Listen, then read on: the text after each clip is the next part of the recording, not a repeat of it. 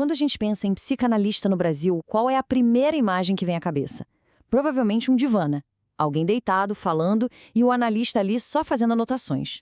Mas e se a descrição oficial da profissão fosse muito, mas muito além disso? Falando de empresas, escolas e até comunidades. Pois é, nessa análise a gente vai descobrir o que o governo brasileiro diz de fato sobre o que faz um psicanalista.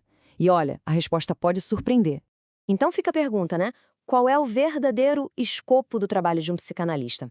Será que se resume só à clínica e ao divã, como a gente imagina? Vamos investigar isso mais a fundo, porque a definição formal da profissão nos leva para lugares bem inesperados. E para desvendar esse mistério, nada de achismo ou de opinião. A gente vai direto na fonte, no documento oficial que regulamenta e define essa profissão aqui no Brasil. E essa fonte tem um nome e, digamos, um código, CBO 2515.50. CBO é a Classificação Brasileira de Ocupações. Pensa nisso como se fosse um manual de instruções oficial da profissão, sabe? Criado pelo Ministério do Trabalho. É esse documento que vai ser o nosso guia para a gente entender as verdadeiras fronteiras do trabalho psicanalítico. E olha, não sou eu que estou dizendo isso, a própria fonte se descreve assim, ó. É aquilo que existe de mais formalizado sobre o ofício da psicanálise no Brasil. Em outras palavras, a gente está olhando para o guia definitivo da profissão. Mais oficial que isso, impossível. Certo. Então a primeira grande surpresa que a CBO traz para a gente é sobre com quem um psicanalista pode atuar. E eu já adianto, a resposta vai muito além de uma única pessoa. O documento divide a atuação em 3 frentes principais. A primeira, pessoas, que é o atendimento individual que a gente já espera. A segunda, grupos, que já expande um pouco o conceito. E a terceira, que é a mais surpreendente, instituições. É isso mesmo, a psicanálise atuando no nível de uma organização. E o que isso significa na prática? Bom, significa que um psicanalista pode trabalhar desde terapia de casais até dentro do ambiente corporativo, passando por escolas, hospitais e ONGs. De repente, o campo de atuação se torna uma coisa gigantesca. Ok, a gente já entendeu o com quem. Agora vamos pro o quê. O que um psicanalista de fato faz nessas diferentes áreas? A CBO nos dá uma lista de ações bem concretas. Tudo começa com a ação de avaliar. É o primeiro contato, sabe? O momento de entender as dores, os desejos e os dilemas de quem está buscando ajuda, seja uma pessoa, um grupo ou até uma empresa. Depois de avaliar, vem a parte de analisar. E aqui a CBO é bem clara.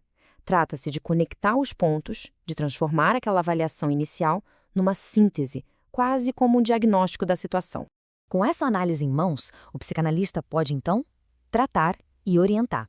Ou seja, não é só sobre entender o problema, mas também sobre guiar ativamente em direção a uma solução, a um caminho.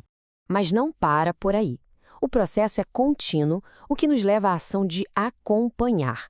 A psicanálise é vista aqui como uma jornada, com sessões sequenciais para garantir um progresso constante. E agora a gente chega nas ações que talvez mais quebrem o estereótipo: educar e desenvolver. Sim, a CBO prevê o psicanalista atuando na educação, por exemplo, com crianças, ou no desenvolvimento de equipes e empresas. É uma dimensão completamente nova da profissão. Certo, então vimos com quem o psicanalista trabalha e o que ele faz. Agora, vamos juntar tudo isso para entender a verdadeira dimensão das possibilidades que se abrem. E essa tabela resume tudo de forma bem visual. Olha só como as ações se cruzam com os públicos. Um psicanalista pode avaliar um indivíduo, claro, mas também pode educar um grupo ou até mesmo coordenar projetos de desenvolvimento em uma instituição. As combinações aqui mostram um leque de atuação que é simplesmente imenso. Então, o que tudo isso significa na prática para a carreira de alguém? Significa que a psicanálise não é um caminho único e fechado, mas sim um campo de muitas possibilidades. Basicamente, existem 2 grandes caminhos. O primeiro é a atuação clínica dedicada, que é se tornar psicanalista em tempo integral. O segundo é usar o conhecimento da psicanálise como uma atuação profissional complementar, ou seja, para enriquecer uma outra carreira. E o que isso quer dizer?